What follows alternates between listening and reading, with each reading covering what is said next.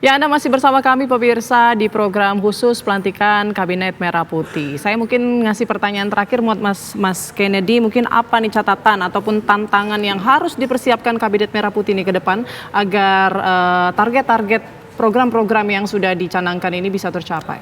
Ya, Pak Prabowo kan sudah memulai pemerintahan dengan modal politik yang sangat kuat ya. Maksudnya di parlemen super majority, kemudian juga dari hasil survei kemarin juga ekspektasi dan public confidence level yang sangat tinggi. Ini modal politik yang penting bagi Pak Prabowo gitu loh. Nah, kedepannya bagaimana Pak Prabowo memastikan kabinet yang gemuk ini dapat bersinergi dengan baik antar kementerian dan lembaga, bagaimana bisa menutup kebocoran-kebocoran seperti yang Pak Prabowo katakan dalam pidato-pidatonya.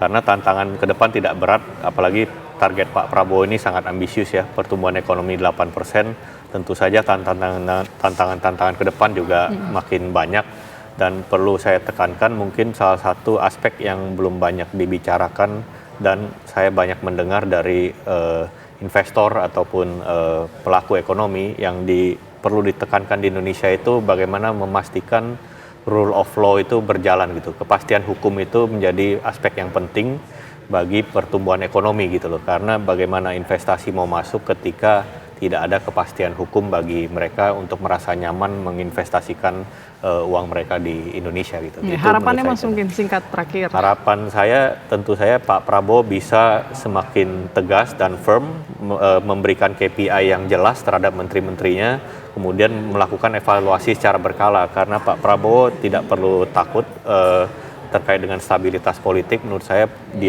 beliau didukung oleh banyak pihak, oleh karena itu jika ada menteri yang tidak perform ataupun ada partai, beliau punya keleluasan untuk melepas salah satu parpol karena dukungannya masih sangat mayoritas gitu saat ini gitu. Oke, baik. Terima kasih banyak Mas Kennedy Muslim, peneliti utama Indikator Politik Indonesia telah bergabung bersama kami.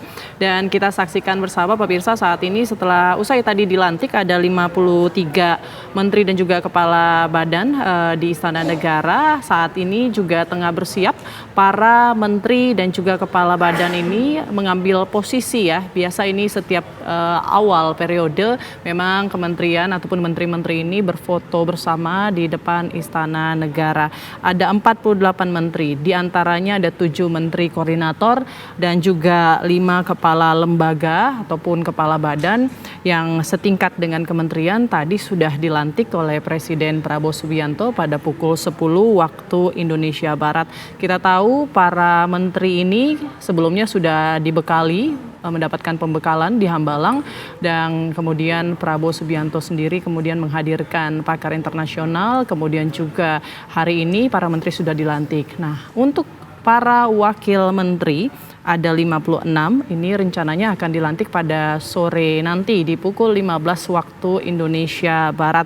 Total ada 109 orang yang bergabung dalam Kabinet Merah Putih membantu jalannya pemerintahan Prabowo Subianto.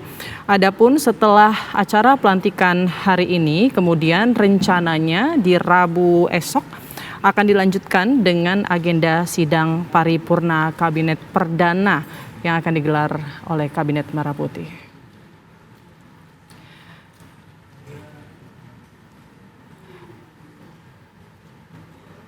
Ya, demikian pemirsa program khusus pelantikan Kabinet Merah Putih. Saya Putri Windasari pamit. Sesaat lagi Anda akan menyaksikan kabar siang dan akan memperbarui informasi mengenai pelantikan Kabinet Merah Putih. Terima kasih.